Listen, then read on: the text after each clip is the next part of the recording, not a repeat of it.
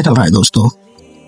पृथ्वी के अंदर में आप सबका स्वागत है। मेरा नाम है विनोद कुमार यानी ऑल फायर्स अब हाल ही में मार्वल के फेज 7 की रूपरेखा को लेकर आ रही है रिपोर्ट को और अफवाहों को देखते हुए, जो 2028 में शुरू होने वाला है। मल्टीवर्स सागा को दिसंबर 2027 में खत्म करने के बाद हमें लगभग पता है कि वे दो फिल्में कौन सी हैं जो पहले सामने आएंगी। वे हैं एक्समैन और ब्लैक पैंथर 3। आज रात हमें एक बड़ी खबर मिली है जो इस बात पर निर्भर करती है कि आप इसे कैसे लेते हैं। एक्समैन फिल्म के बारे में बहुत कुछ बता रही है। हैरानी की बात यह है कि दो नए लेखक और राइटर्स आए हैं जो बिना किसी संदर्भ के ऐसा लग रहा है जैसे वे बिल्कुल नई पटकथा लिख रहे हैं, न कि सिर्फ पहले से मौजूद कहानी को सुझा रहे हैं। हम यह पूरी जानकारी दे रहे हैं कि यह खबर कहाँ से आई है। यह किसी फिल्म उद्योग के अंदरूनी सूत्रों से नहीं बल्कि एक असली और भरोसेमंद हॉलीवुड संपादकीय से आई है। उन्होंने ठीक क्या कहा है उस खबर पर गहराई से विश्लेषण पे, क्योंकि मुझे लगता है कि इसे देखने के दो तरीके और मैं यह अपना ईमानदारी से दूंगा, जहां मैं हमेशा सकारात्मक रहने की कोशिश करता हूँ। यह खबर मेरे लिए कम से कम एक छोटी सी चेतावनी लेख की तरह है। हम सब कुछ विस्तार से बता रहे हैं। यह ताजा खबर है कि एक्समैन को नए लेखक और एक नई पटकथा मिल रही है। लेकिन पहले अगर आप सब्सक्राइब बटन दबा सके, हम इस चैनल रोजाना मार्वल से जुड़ी सामग्री बनाते हैं। हम बस यही करते हैं। धन्यवाद। लेखक जब मार्वल स्टूडियो से अलग हो जाते हैं या किसी प्रोजेक्ट पर काम करना बंद कर देते हैं, उनसे इस बारे में जरूर पूछा जाता है और शायद हमें भविष्य में माइकल डैसी से सुनने को मिले कि असल में क्या हुआ था। अमित देशमुख ने आगे यह कहा है, जब आप पुरानी एक्समैन कॉमिक्स पढ़ते हैं तो यह विचारधारा आइडियोलॉजी तो है ही, लेकिन आप नाटक ड्रामा भी है, बिल्कुल एक सोप ओपेरा जैसा। ऐसे लेखकों का होना जो दोनों चीजों को समझते हैं और कि कैसे विचारधारा को व्यक्तिगतताओं से जोड़ा जाए। अगर हमने यह सही से कर लिया तो वही सबसे ईमानदार फिल्म लगेगी। और कोलाइडर ने यह बात कर कि जब बात मार्वल की पुरानी गोपनीयता की आती है तो वे सब कुछ को बहुत ही गुप्त रखते हैं। इतने बड़े प्रोजेक्ट पर काम करने वाला कोई भी इंसान एक बंदा डिब्बे ब्लैक बॉक्स की तरह काम करेगा और कभी बाहर नहीं आएगा। लेकिन सर से कहे तो स्टूडियो के पास इसका अनुभव है। हमने इस बारे में बात की है पर और कुछ नहीं कर सकते। और ठीक है, वह गलत नहीं है। और मुझे लगता है कि शायद आप इस अपडेट को इसी तरह देखना चाहेंगे कि मैं एक खास अंदाज की तलाश में हूँ जिसे वे एक्समैन को नाम देने के लिए इस्तेमाल करना चाहते हैं। वे नए लेखकों को इसलिए ला रहे हैं ताकि उस अंदाज को और बेहतर तरीके से पकड़ा जा सके।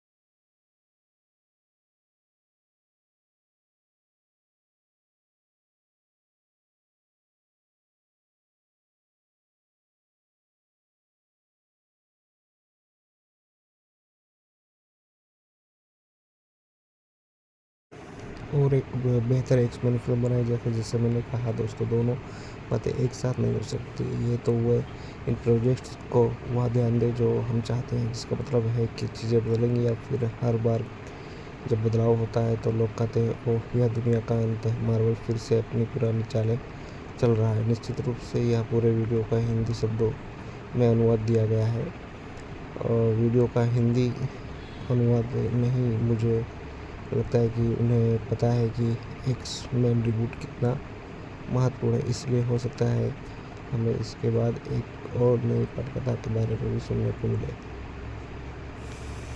कम से कम उनके पास इस प्रक्रिया के लिए काफ़ी समय है। यह ध्यान में रखें कि वे इस पटकथा पर 2 साल से ज़्यादा समय से काम कर रहे हैं। बस इस बात का ख्याल रखें जब वे अब दूसरी पटकथा लिखने जा रहे हैं। दोस्तों, मुझे अपने विचार नीचे कमेंट्स में बताइए। हमेशा की तरह वही मैं यह सब देखने के लिए इंतजार नहीं कर सकता कि कलाकार कौन होंगे, खासकर अगर सैली सिंह जीन ग्रे के रूप में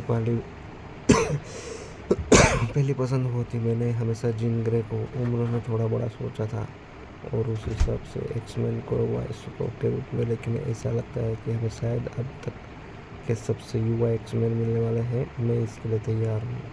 आप लोग अपने नीचे कमेंट्स में बताना। जल्दी से हम कल रात हम डेयरडेविल के लिए एक को वॉच पार्टी कर रहे हैं बिना किसी शक के। पिछला एपिसोड मार्वल टेलीविज़न के अब तक के सबसे बड़े एपिसोडों में से एक था और वन शॉट लड़ाई का दृश्य कमाल का था। मैं अगले एपिसोड के लिए बहुत उत्साहित हूँ। वॉच पार्टी आज रात 8 बजे हमारे साथ जरूर जुड़े। सब्सक्राइब करना ना भूलें और नोटिफिकेशन घंटी ऑन रखें ताकि आप वीडियो देखते रहें। और अगर वीडियो पसंद आए तो लाइक बटन जरूर दबाएं।